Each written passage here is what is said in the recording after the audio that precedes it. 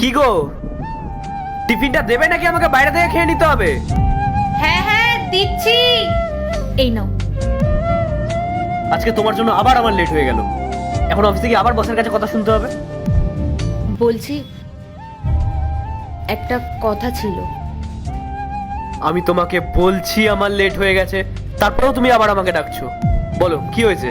আসলে সামনেই তো আমাদের অ্যানিভার্সারি আসছে, তাই আমি ভাবছিলাম সেদিন যদি কোথাও ঘুরতে যাওয়া যায়। এত বছর বিয়ে হয়েছে, আমরা তো একসাথে কোনোদিন কোথাও ঘুরতেও যাইনি। তাহলে অ্যানিভার্সারি দিন কোথাও ঘুরতে গিয়ে লাঞ্চ করে একেবারে বাড়ি আসবো। আমার কি টাকা বেশি হয়ে গেছে? না মানে বেশি টাকা ইনকাম করছি আমি, এরকম ভাবে ফালতু টাকা খরচ করব? মাথার ঘাম পায়ে ফেলে না আমাকে ইনকাম করতে হয়। তুমি তো ইনকাম করো না, বুঝবে কি করে? শপিং করতে যাবে? এই শোনো, কোনো শপিং করতে যাওয়ার দরকার নেই। আসলে কোনোদিন তো যাইনি, তাই আমার খুব ইচ্ছা করছিল। আর অনেকেই তো আছে যারা অ্যানিভার্সারি দিন ঘুরতে যায়, শপিং করে, তাই জন্য আমারও একটু ইচ্ছা করছিল। সবাই করে বলে আমাদেরও করতে হবে? আমাদের অ্যানিভার্সারি তো।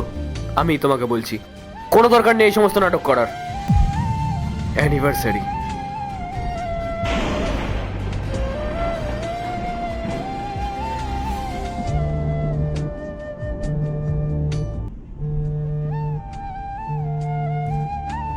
হ্যালো।